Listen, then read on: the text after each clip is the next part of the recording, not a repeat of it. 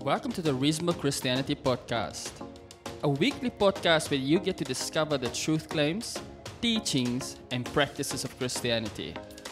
Here's your host, Roland. If God is love, how can He send anyone to hell? This is probably one of the hardest questions that people can ask, and it's also one of the most important, along with questions like the hiddenness of God or about suffering in the world. And most people like the idea of a loving God, but they kind of recoil from the thought of divine judgment. Love and wrath seem like opposites. But that's not true in a biblical context. The Bible insists they're both true of God at the same time.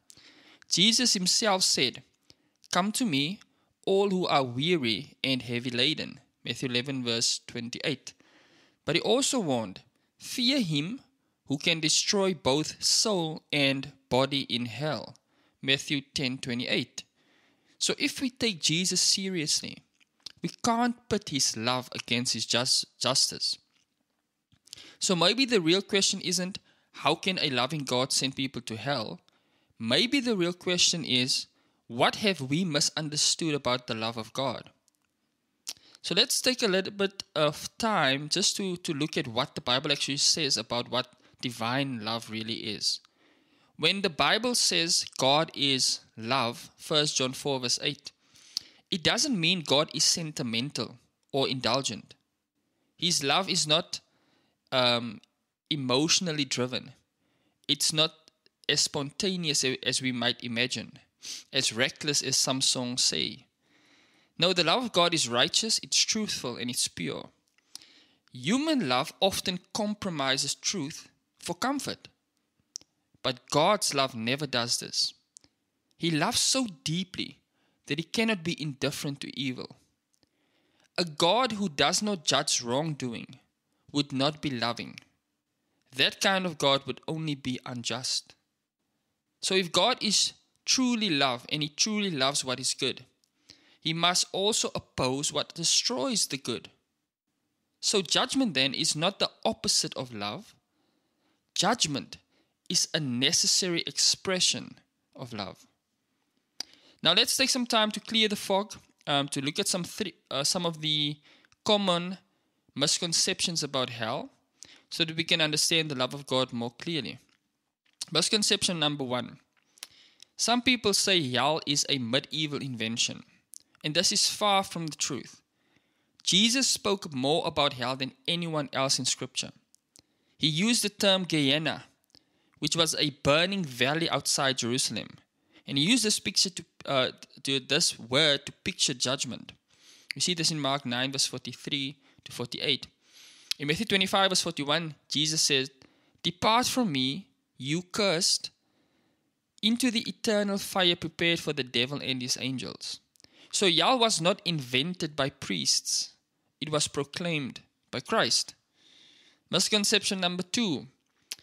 People think and people say God sends people to hell. But the Bible never divides humanity into good and bad. Romans 3 verse 10 says, "There is none righteous, no, not one. All fall short of the glory of God." Romans 3 verse 23.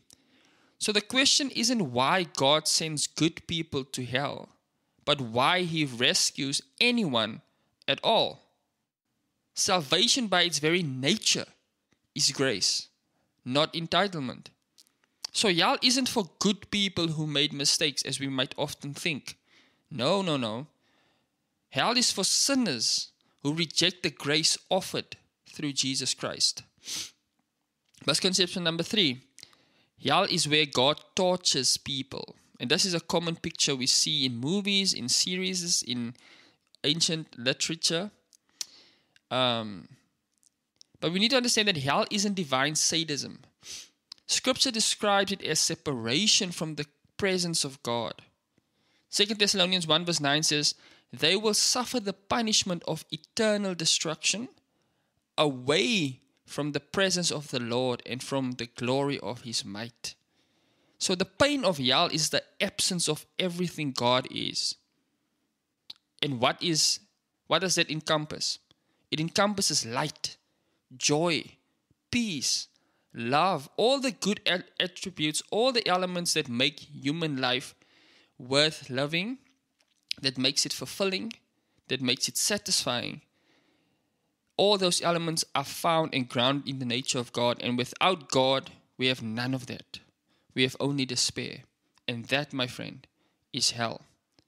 So God does not delight in judgment. Ezekiel 33 verse 11.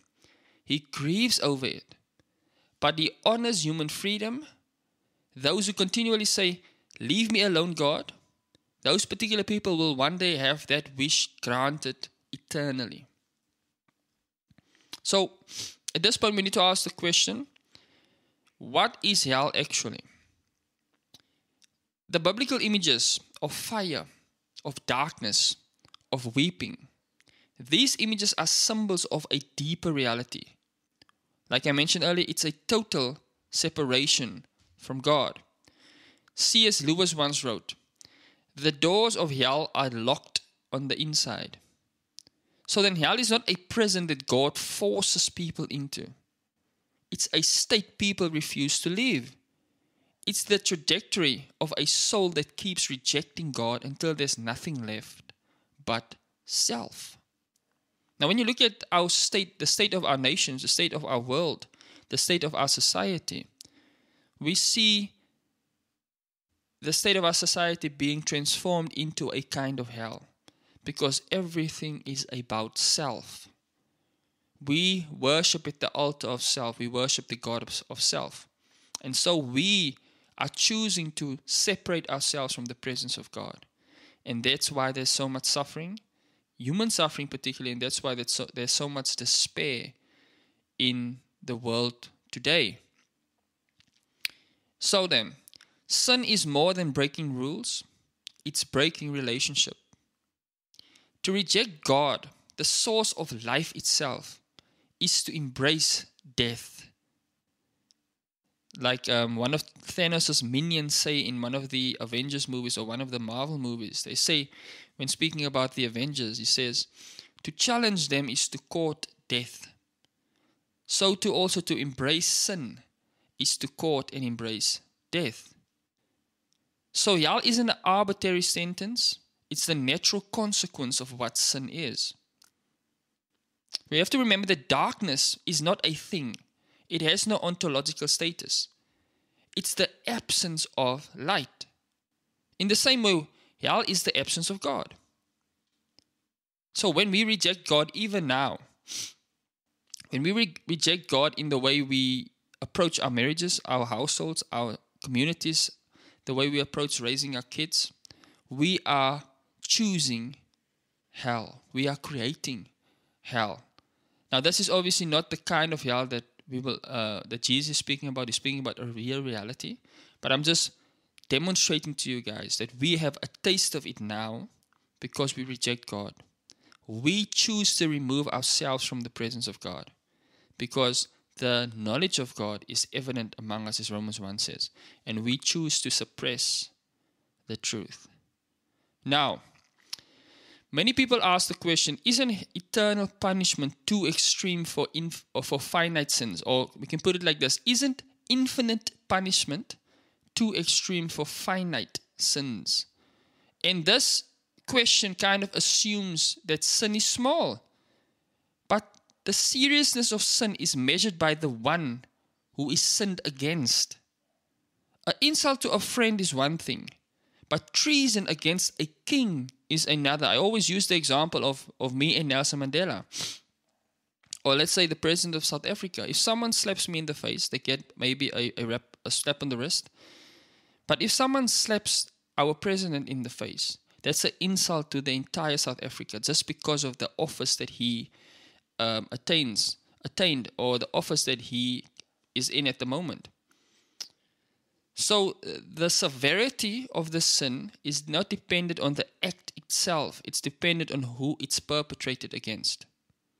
So sin is treason against an infinitely holy God. The offense carries eternal weight because its object is eternal. Why is it treason? Because God created us. He created us and therefore He has total lordship over us. And when we rebel against God, that's treason. Romans 6 verse 23 says, the wages of sin is death. Justice then demands that evil be addressed, not ignored. So hell exists because God's holiness is not negotiable. God doesn't overpunish. He gives each person what they've chosen, and they've chosen a life without Him. Now, some imagine a tension inside God. Justice pulling one way, love pulling the other way. But that's a mischaracterization of the relationship between love and justice. Psalm 89 verse 14 says, righteousness and justice are the foundation of your throne. Steadfast love and faithfulness go before you. So in God, justice and love aren't rivals. They are perfectly united. His justice defends the value of what He loves. His love offers mercy before judgment falls. At the cross, we see this most clearly and most perfectly displayed. But we'll go into that maybe a little bit later. For now, it's just important for us to remember, if God did not judge, His love would be hollow. If He judged without offering mercy, His justice would be cruel. But the God of Scripture is neither hollow nor cruel. He is holy love, perfect in both truth and grace.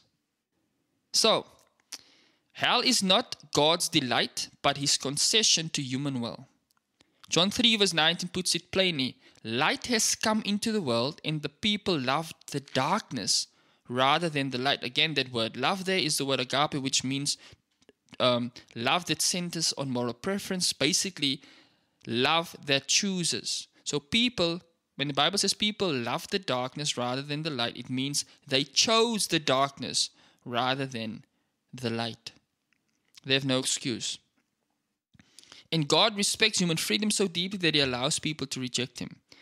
That's one of the key elements of love, is that you allow the object of your love the choice to love you back or not.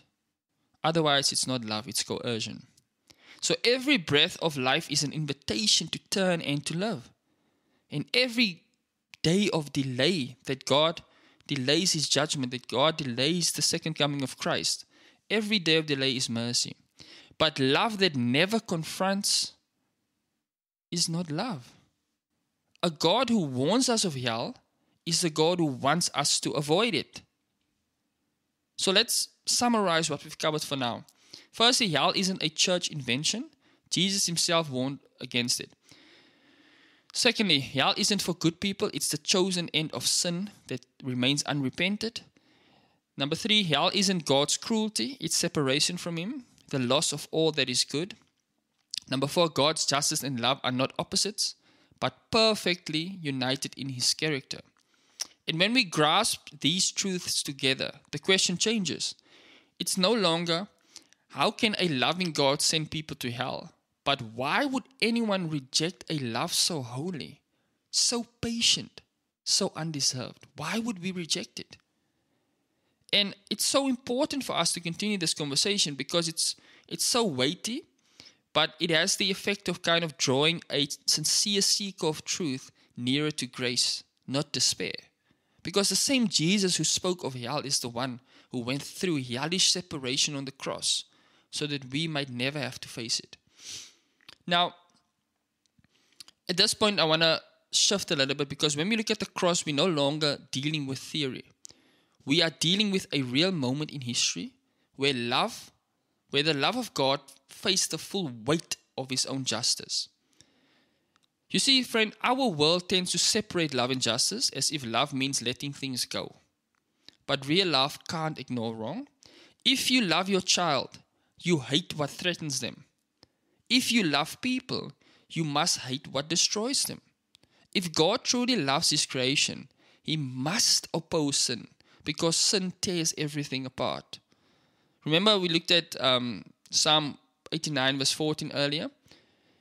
Righteousness and justice are the foundation of your throne. Steadfast love and faithfulness go before you. In other words, justice isn't something God occasionally does. It's the very foundation of who He is.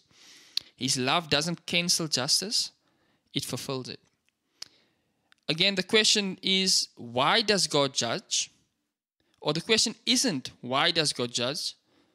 The question is, how can a just God also show mercy to guilty sinners without contradicting his own nature? And that's important. And that's where the cross comes in. Romans 3 verse 25 to 26 gives the answer. It says, God put Christ forward as a propitiation by his blood to be received by faith. And this was to show God's righteousness, so that he might be just and the justifier of the one who has faith in Jesus. So at the cross, God did not compromise his justice to save us, he satisfied it.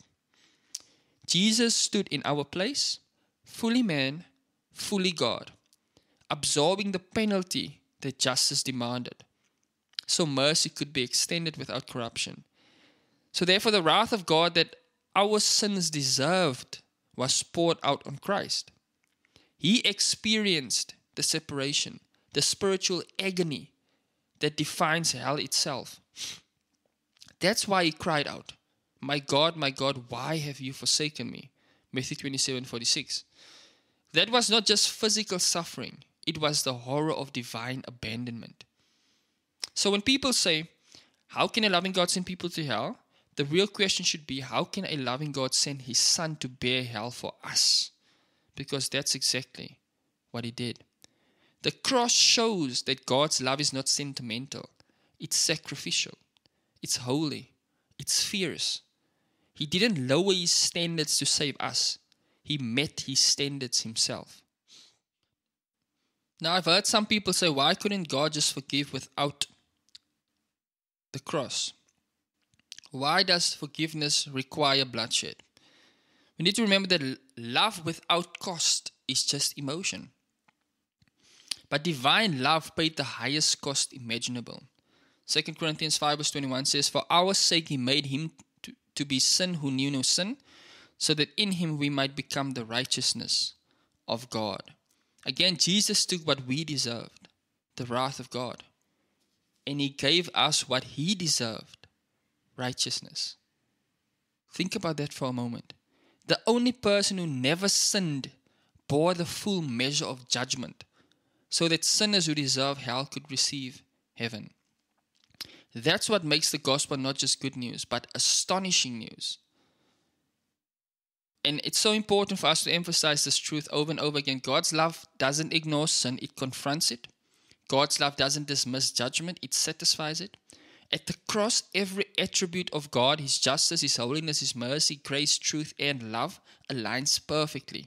There's no contradiction, there's no imbalance, there's only perfect harmony. And it may sound strange, but hell and the cross both reveal the same truth. God takes sin very seriously. The difference is that at the cross, judgment fell on Christ instead of us. In hell, judgment falls on those who reject God. Both are expressions of the same justice, but only one is an expression of mercy. If we remove hell from the Christian faith, we diminish the cross. Because if there's nothing to be saved from, then Christ's sacrifice becomes unnecessary. Every lash on his back, every drop of blood, every cry of agony was God declaring, I would rather endure hell for you than let you endure it for yourself. That's divine love. But many people imagine that love and judgment can't coexist. But the opposite is obviously true, because judgment proves love is real. Again, if God did not judge evil, his love would be sentimental nonsense. Think of victims of genocide, abuse, or betrayal. If God said, it's fine, that would not be love. It would be indifference. Revelation 19:2 says, true and just are his judgments. So when God judges, he defends the worth of what he loves, his glory and his creation. So then hell is not a blemish on God's love. It's the backdrop that shows how radiant that love truly is. But let's not forget this all-important truth. Before God ever judges, he warns. Before he condemns, he calls. 2 Peter 3 verse 9 says, the Lord is not slow to fulfill his promise, but is patient toward you, not wishing that any should perish, but that all should reach repentance. So God's patience is mercy in motion. Every heartbeat of an unbeliever is another chance to turn back. God does not delight in the death of the wicked, Ezekiel 33:11. His heart is one of invitation, not exclusion. But love that never warns is not love. Silence in the face of danger is cruelty, not compassion. And that's why I think Jesus spoke so often of judgment, not to scare, but to save. He didn't come to condemn the world, but that the world might be saved through him. So hell is not God's desire, it's man's decision. The gates of heaven are open, but God will not force anyone to enter. And if all of this is true, if everything I just shared with you guys is true, then the gospel leaves no room for indifference. For the believer, it means worship, gratitude, and urgency. We should be the most compassionate people in the world because we know what we've been rescued from. For the skeptic, it means honesty. If hell is real, and if Christ bore it for you, what will you do with that offer? John 3 verse 36 says, whoever believes in the Son has eternal life. Whoever does not obey the Son shall not see life, but the wrath of God remains on him. There is no neutral ground. Every person will either stand under the cross or under judgment. So I pose the question to you again. Can a loving God send people to hell? The answer is obviously yes, but only after doing everything possible to keep them from hell. God sent his prophets, he sent his word, and finally he sent his Son, who descended into the depths of separation so that no one else would have to. Love warned us. Love paid the price. And love still calls today. But some might answer these realities, these truths, these claims with a simple dismissive question. So what? Almost like Pontius did when Jesus spoke to him about the truth. What is truth? So what, some might say. If all this is true, if heaven and hell are real, if God's love is holy, if his justice is unbending, how should that shape the way we live, the way we preach, and the way we relate to others? I think this is important for us to talk about as we kind of sum up or close out today's episode. Firstly, the doctrine of hell should actually produce humility. If we truly understand what the Bible says about hell, it should remove every trace of pride from us. Because the moment we see that hell is what we deserve, what we've spent our lives earning, and heaven is what we've received, arrogance becomes impossible. Ephesians 2 verse 3 says, we were by nature children of wrath, like the rest of mankind. You see, we were not born neutral. We were born guilty. If God had left us to ourselves, judgment would be fair. But he didn't. He stepped in. He drew us to himself. And that means the difference between the believer and the unbeliever is not moral superiority. It's simply mercy. So when we speak of hell, we do so as beggars who found bread, not as judges looking down from a distance. We tremble at the truth even as we proclaim it. As Charles Spurgeon once said, if sinners be damned, at least let them leap to hell over our dead bodies. That's humility in action. Compassion that flows from gratitude. Secondly, the truth about hell and heaven, about love and justice, or love and judgment, is that it should produce urgency. The reality of eternal judgment should wake us up from spiritual apathy. We live in a culture that treats eternity as a myth and sin as a joke. But if we really believe what Jesus said, that there will be a separation between the sheep and the goats, between those who knew him and those who didn't, then every moment matters. Paul wrote in 2 Corinthians 5 verse 11, knowing the fear of the Lord, we persuade others. Not manipulate, not guilt trip, but persuade with love and truth. Because every person we meet is a soul worth saving.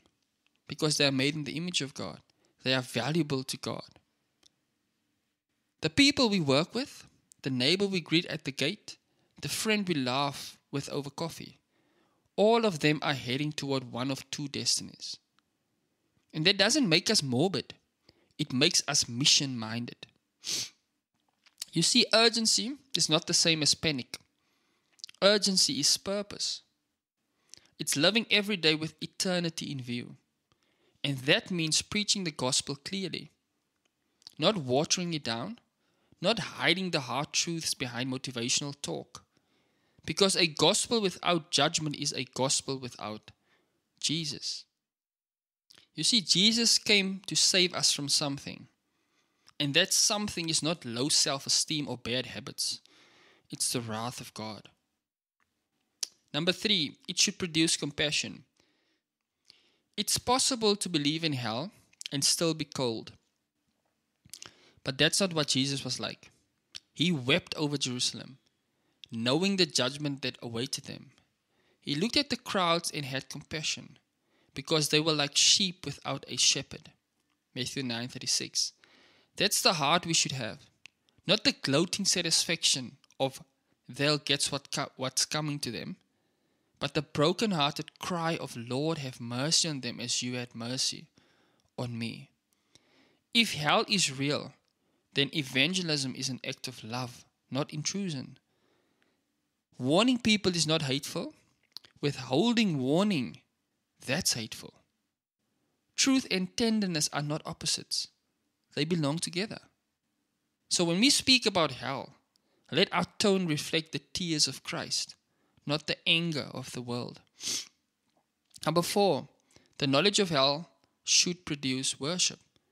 Because when we grasp that Christ endured the ultimate form of suffering for us, to save us from judgment, worship then stops being a kind of routine. The cross becomes not just a story that we affirm, but a rescue that we actually feel. Every song, every prayer, every moment of communion becomes an act of wonder, because the punishment that should have been ours fell on him. Therefore, when we say, worthy is the Lamb, we're not just using poetry. We're describing reality. He bore hell for us. He satisfied justice for us. He gave himself fully so we could stand forgiven forever. If that doesn't stir your worship, my friend, I'm sorry, but nothing will. You see, we often measure God's love by our circumstances, by how comfortable life feels. But the cross and the reality of hell remind us, love is measured not by comfort, but by cost. And in that measure, no one has ever loved like Christ. So understanding judgment should make us hate sin. That's the fifth thing. It should produce holiness. If sin is what leads to death, if it's what demanded the blood of Christ, then we can't treat it lightly. Romans 6:1 asks, shall we continue in sin that grace may abound? And Paul answers this immediately, by no means. Grace doesn't make sin safe, it makes it unthinkable. When we realize what sin cost our Savior, we stop asking, how far can I go? We start asking, how close can I stay to Christ? Because hell reminds us that holiness isn't legalism. It's love responding rightly to grace. Number 6, the idea of hell, the reality of hell should produce hope. And this might sound a little bit strange, but yes, the doctrine of hell produces hope. Because if God is truly just, then evil doesn't win. Every hidden crime, every injustice, every act of cruelty that escaped human judgment will not escape divine judgment. There will be no loose ends in eternity. And that means victims can find peace. The oppressed can rest. The tears of the righteous will not go unanswered. Revelation 21 verse 4 promises He will wipe away every tear from their eyes. But that promise only makes sense because judgment came first.